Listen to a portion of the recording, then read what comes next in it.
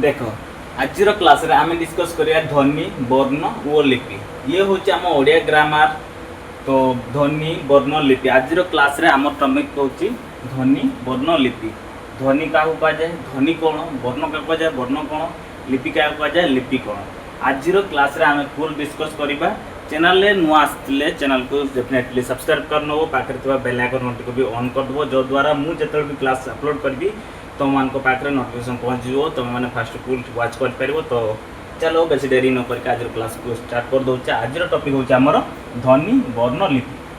Fast full मत कह ध्वनि क्या कहुए, कई जान कि ध्वनि क्या कहुए मत कह। आगे आम देखा ध्वनि, देखिए वर्ण, देखिए लिपि, गोटे गोटे करके देखिए। तो मत आगे कह ध्वनि क्या कहुए। देख ध्वनि हूँ नोट डाउन करनियो भाषार सर्वनिम्न एकक को ध्वनि बोली कहा जाए।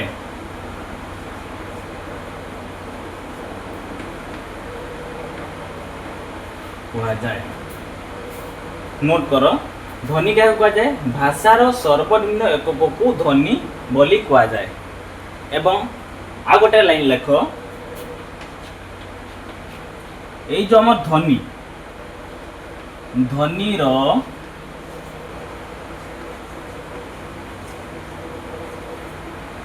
सांकेतिक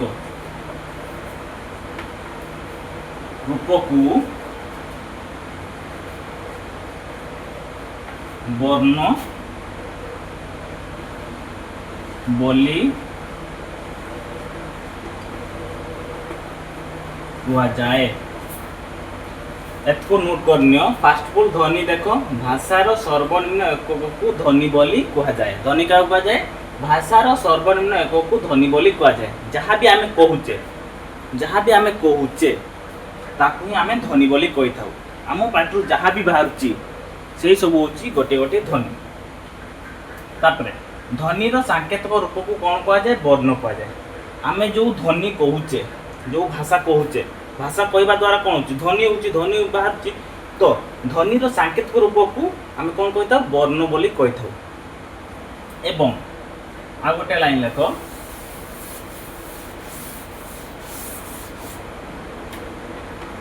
ये जो ध्वनि रो लिखित रूप को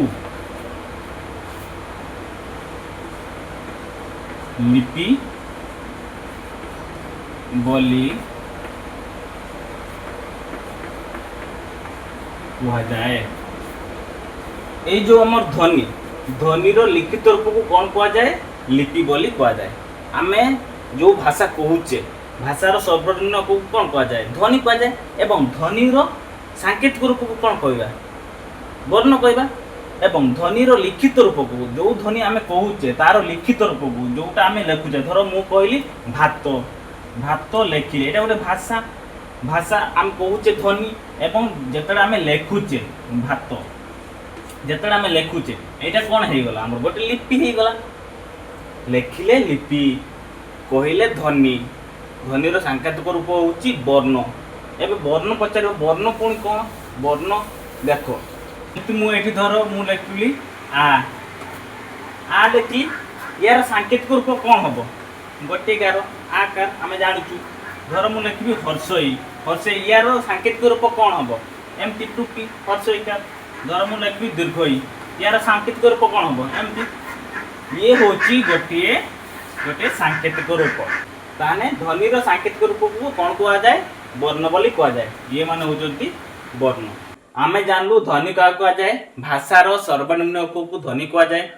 वर्ण क्या कहा जाए, ध्वनिर सांकेतिक रूप को वर्ण कहा जाए। लिपि क्या कहा जाए, ध्वनिर लिखित रूप को लिपि बोली कहा जाए। धर मु एटी लिखिली भात, भात ये कौन भात लेखिली ध्वनि मु जहाँ कहूँ ध्वनि ताकू लेखिले कौन है, यहाँ लिपि। କହିଲେ ଧ୍ୱନି, ଧ୍ୱନିର ସାଙ୍କେତିକ ବର୍ଣ୍ଣ ଏବଂ ଧ୍ୱନିକୁ ଆମେ ଲେଖିଲେ ଲିଖିତ ରୂପ ହେଉଛି ଲିପି। ଏତକ ବୁଝା ପଡ଼ିଲା। ଦେଖ ଧ୍ୱନି, ପ୍ରଥମତଃ ତମେ ଦେଖ ଧ୍ୱନିକୁ ଆମର ଦୁଇ ଭାଗରେ ବିଭକ୍ତ କରାଯାଇଛି।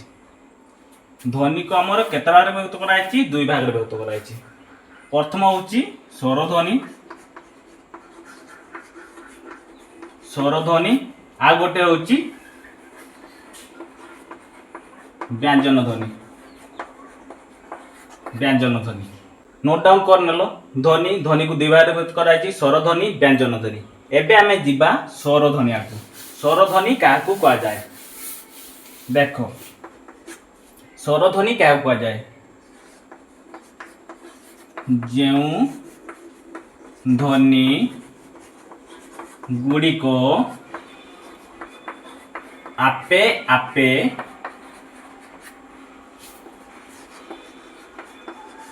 ଉଚ୍ଚାରିତ ହୁଅନ୍ତି ତାକୁ ହିଁ ଆମେ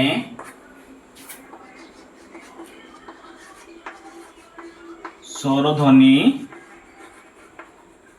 ବୋଲି କହିଥାଉ।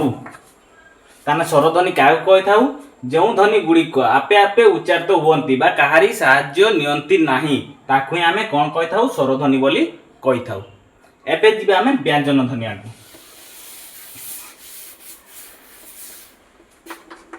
ବ୍ୟଞ୍ଜନ ଧ୍ୱନି, ଯେଉଁ ଧ୍ୱନି ଗୁଡ଼ିକ ସ୍ୱର ଧ୍ୱନିର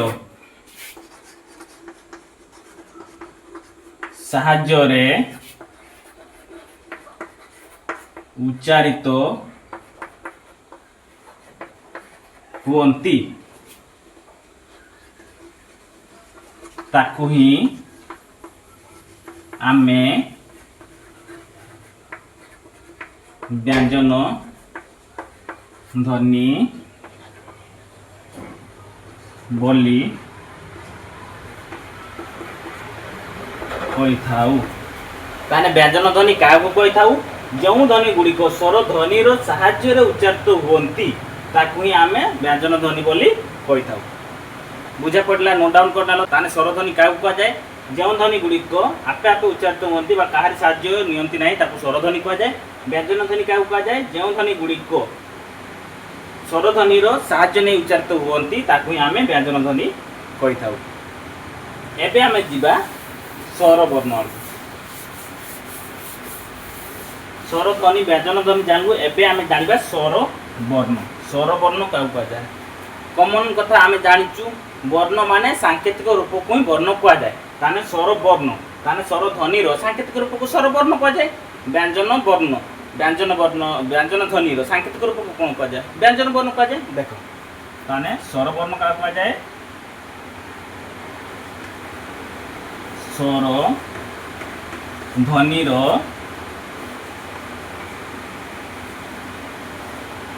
ସାଙ୍କେତିକ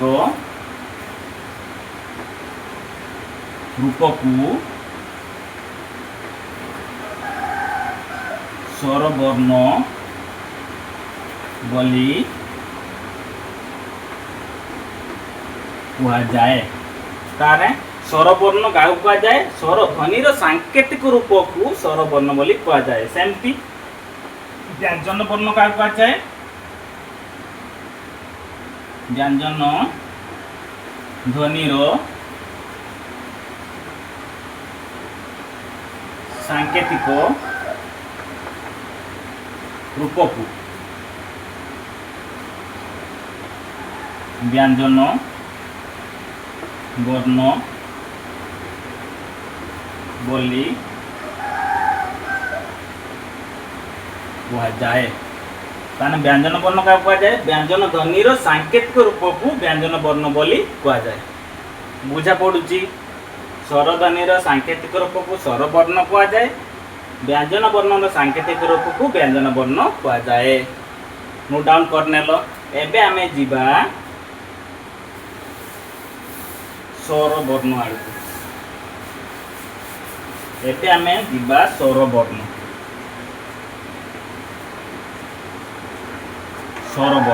मत कहलो देखी ये जो आमर स्वर वर्ण ओडिया वर्णमाला रे आमर स्वर वर्ण संख्या केतटी आमर ओडिया वर्णमाला रे स्वर वर्ण केतटी अछंती के कहि पारियो कि एवरीवन मते को स्वर वर्ण आमर केतटी देखो स्वर वर्ण होचे आमर 11 टी एवं स्वर वर्ण को दुई भाग रे व्यक्त कराई छी गोटे होची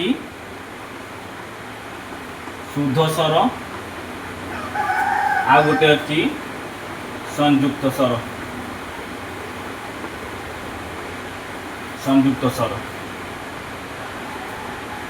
स्वर वर्ण को दुई भाग व्यक्त कराई गोटे अच्छी शुद्ध स्वर आ गोटे अच्छी संयुक्त स्वर शुद्ध स्वर संख्या होची 8 टी संयुक्त स्वर संख्या होची 2 टी एबे मते पचारिबो सार शुद्ध स्वर 8 टी संयुक्त स्वर 2 टी टोटल 10 टी आ गोटे काढ गला काहे कि ना आपण कहजंती स्वर वर्ण होचे 11 टी जदी 11 टी ताने शुद्ध स्वर 8 टी संयुक्त स्वर 2 टी ए तो हैला 10 टी आ गोटे काढ गला देखो पिले वर्णमाला रो स्वर वर्ण होचे हमर ओ आ हर्षई दीर्घई हर्षौ दीर्घौ दीर्घ ए ओई ओ ओ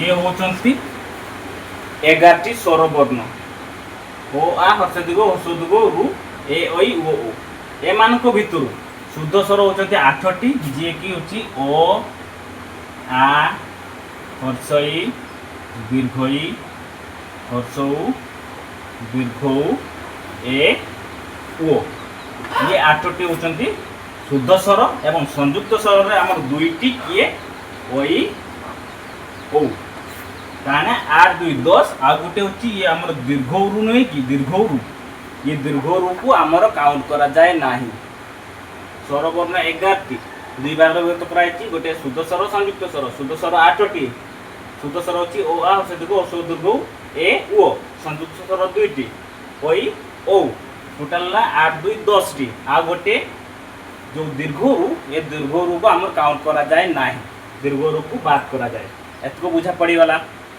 एबे जीवा हमें शुद्ध स्वर ए जो हम शुद्ध स्वर का कहा जाए संयुक्त स्वर का कहा जाए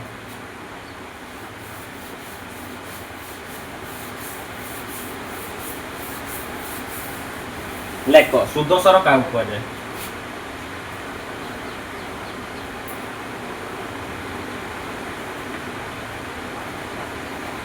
जो शब्द उच्चारण समय रे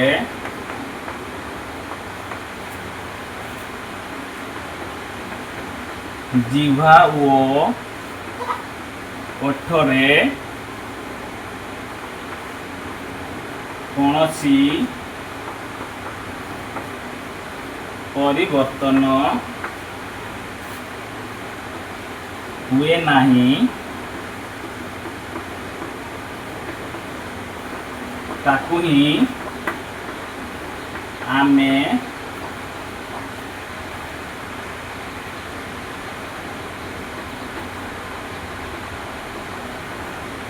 शुद्ध स्वर बोली कही थाउ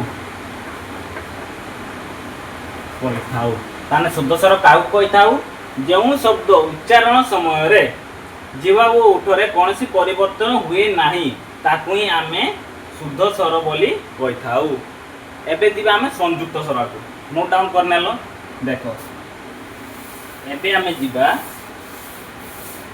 संयुक्त स्वर लेख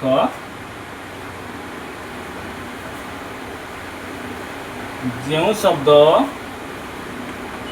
उच्चारण समय रे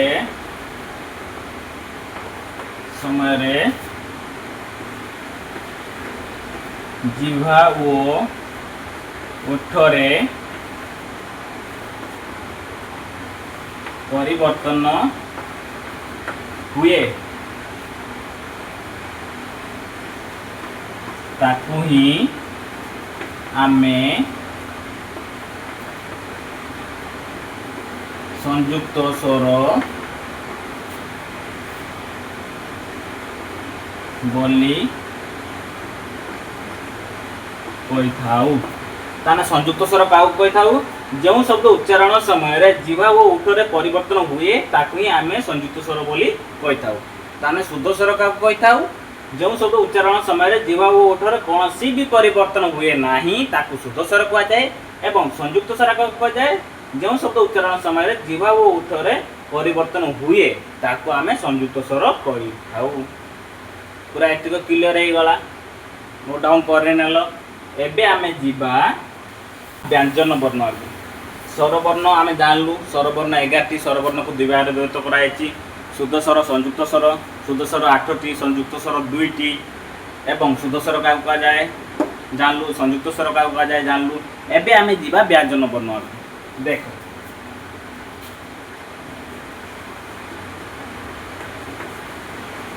ବ୍ୟଞ୍ଜନ ବର୍ଣ୍ଣ ମତେ କହିଲ ଦେଖି, এই যে আমার ব্যঞ্জন বর্ণ ওড়িয়া বর্ণমালার ব্যঞ্জন বর্ণ আমার কেতটি?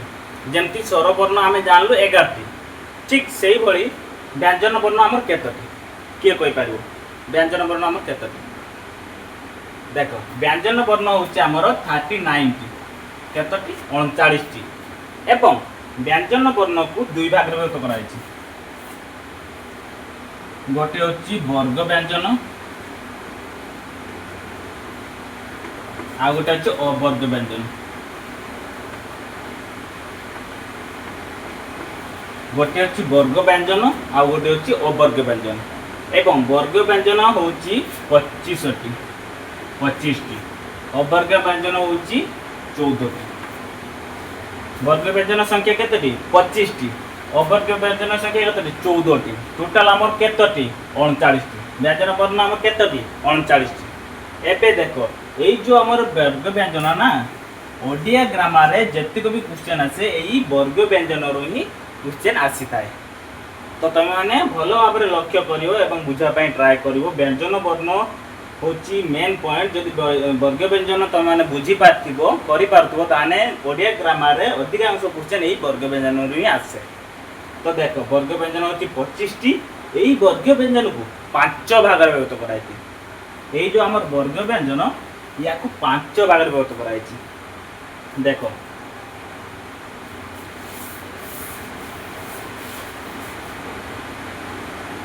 ক, চ, ট, ত, প।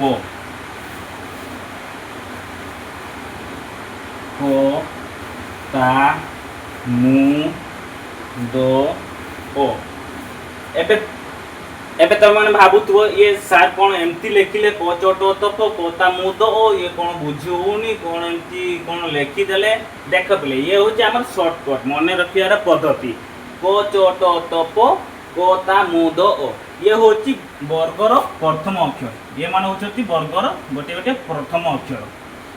ଦେଖ କ ବର୍ଗରେ କେତେଟି? 5ଟି ଅଛନ୍ତି। କ, ଖ, ଗ, ଘ, ङ।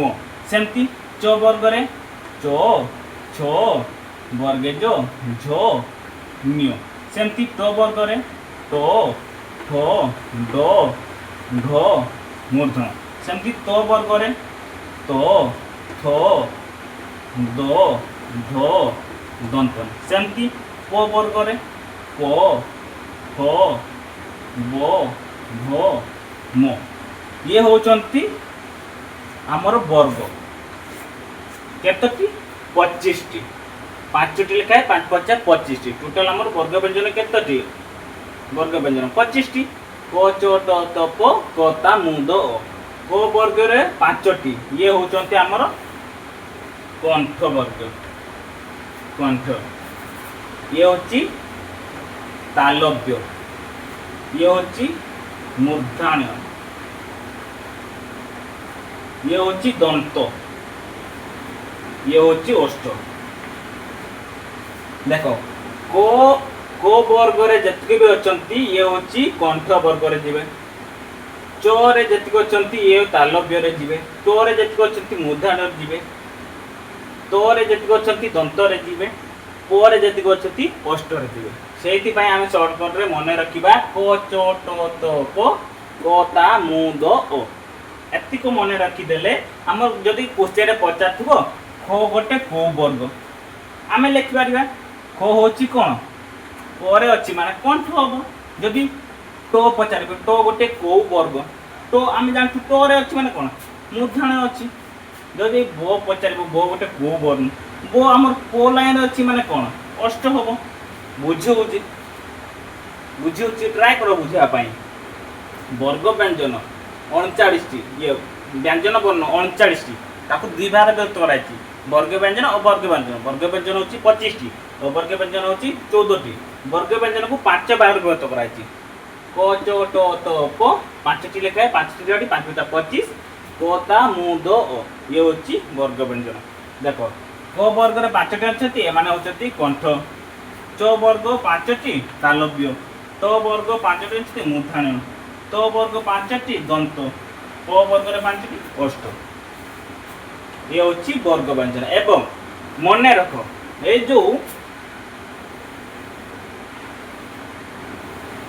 जो लास्ट अक्षर नुहे कि वर्ग व्यंजन लास्ट अक्षर 5टी लाइन 5टी लास्ट अक्षर यही मान को आम अनुनासिक बा नासिक वर्ण बोली कही था मु लिखि दौची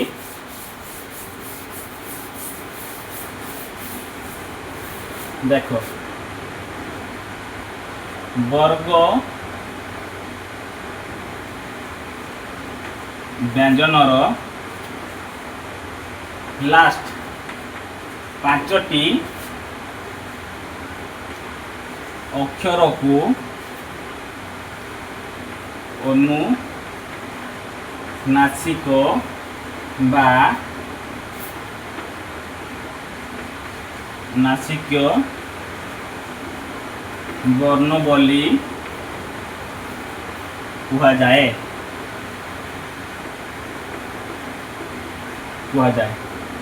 ताने आमे जानलु जो आमर वर्ग व्यंजनर लास्ट 5टी अक्षर को आम कौन कही था अनुनासिक बा नासिक वर्ण बोली कही था एतक पूरा क्लियर हो गला समस्त आ किसी डाउट आमे आज क्लास रे आमे डिस्कस कलु ध्वनि वर्ण लिपि फास्ट आमे डिस्कस कलु ध्वनि क्या कहा जाए ध्वनि भाषार सर्वनिम्न एक को ध्वनि कही था जहाँ भी आमे कहूचे जहाँ भी आम पेटू बाहर जहाँ भी भाषा आम प्रयोग करूँ ही आम ध्वनि कही था तार सर्वनिम्न एक को आम ध्वनि कही था एवं ध्वनिर सांकेतिक रूप को आम वर्ण कही था ध्वनि जहाँ भी आम ध्वनि कहूचे तार सांकेतिक रूप को आम कौन कही था वर्ण कही था एवं ध्वनिर लिखित रूप को कही सारापर जहाँ आम लिखुचे ताको आम कौन कही था लिखित रूप को आम लिपि बोली कही था ध्वनि वर्ण लिपि जानलु क्लियर हेलु एबे देख स्वरध्वनि